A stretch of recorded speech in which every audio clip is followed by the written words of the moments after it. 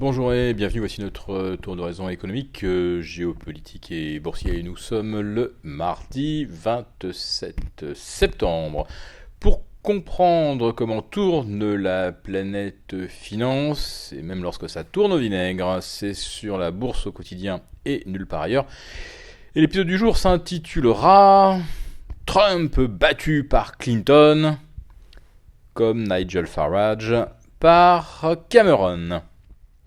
On va tout de suite commencer par jeter un coup d'œil sur l'évolution des marchés financiers, qui avaient rouvert en nette hausse ce matin, rassurés par la victoire d'Hillary Clinton dans la catégorie crédibilité.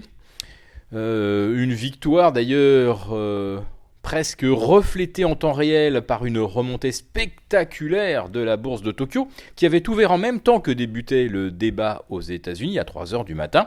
Tokyo qui chutait de 1,5% et qui 90 minutes plus tard repassait dans le vert, le Nikkei gagnait 400 points en ligne droite pour terminer au plus haut à un peu plus de 16 584 points, dans le sillage du yen qui reperdait 0,7% face au dollar. Un dollar recrédibilisé donc par la victoire d'Hillary Clinton sur Donald Trump. Mais de quelle victoire parlons-nous en fait ?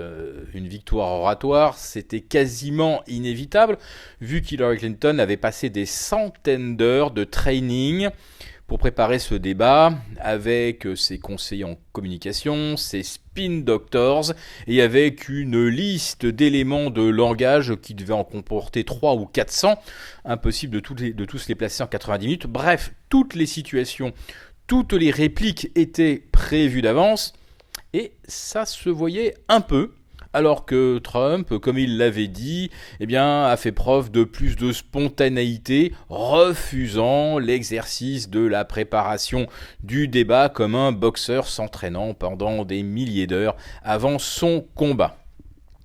Donc les places européennes ce matin, rassurées par la remontée du dollar, rassurées par la remontée de Tokyo, même de Hong Kong, plus 1%, ouvraient en nette hausse, plus 0,6, plus 0,7.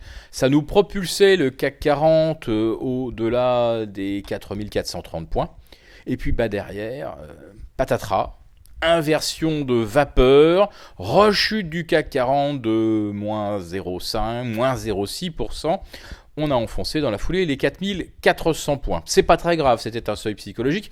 Par contre, ce qui est plus intéressant, c'est le seuil des 4390, parce que là, à 4390, il y a bien un signal technique baissier. Alors attention, la séance n'est pas terminée.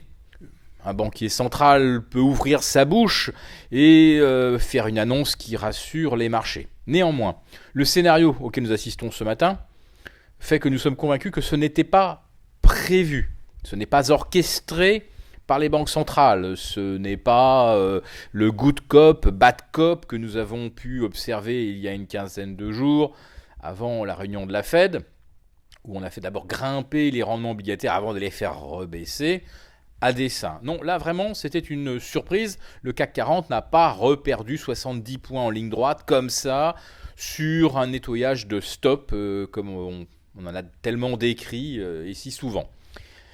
Alors derrière, est-ce que l'on aura le rebond ? Théoriquement, quand on regarde ce qui s'est passé au cours des 6 mois précédents, chaque fois, les indices ont été tirés, ont fini le mois calendaire au plus haut. Nous l'avons déjà commenté, ça a été vrai au mois d'août, ça a été vrai au mois de juillet, juin, mai, etc. Systématiquement, les indices sont tirés à 96, 72 heures, 48 heures de la fin du mois. Donc, même si ça baisse aujourd'hui, attention au piège, parce qu'on sait que derrière, il y a presque 80 ou 90% de chances que les indices soient tirés. Ou alors c'est qu'on ne peut pas. Et qu'est-ce qui fait rechuter les marchés ce matin ? De nouveau, les inquiétudes sur la Deutsche Bank, et puis la rechute du baril de pétrole. Il a suffi d'une déclaration du ministre iranien expliquant qu'il était allé à Alger juste pour discuter, pour échanger des idées, mais pas pour convenir d'un gel de la production iranienne, et le pétrole s'est empressé de rechuter, entraînant dans son sillage les valeurs du secteur énergie-pétrole. Mais c'est surtout, une nouvelle fois, la Deutsche Bank qui fait peur. Alors, Merkel peut dire, avec sa bouche, on n'injectera pas d'argent public. On peut le dire, mais on ne peut pas le faire. On ne peut pas laisser la Deutsche Bank s'effondrer. C'est la banque hyper systémique, c'est la banque sur la planète Terre qui a le plus gros encours de dérivés. Alors le dernier chiffre quasiment officiel, puisqu'il émane de la BCE, c'est 72 300 milliards d'encours sur les marchés dérivés. Donc c'est un chiffre BCE.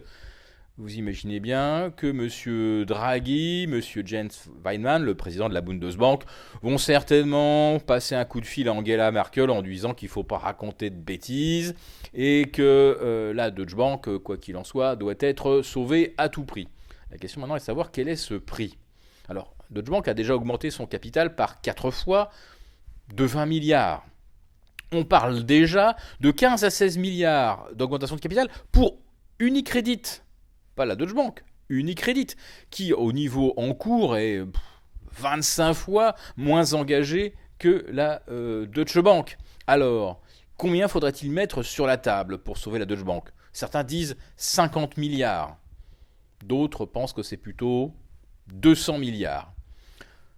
Quand on en est à envisager que le coût soit de 200 milliards, c'est-à-dire à peu près l'équivalent des créances douteuses de l'Italie, puisque on a un encours de 320 milliards où on a d'une part des créances à risque et des créances irrécouvrables. Quand on en est à de tels montants, ça veut dire que le système, il est tout simplement, en faillite.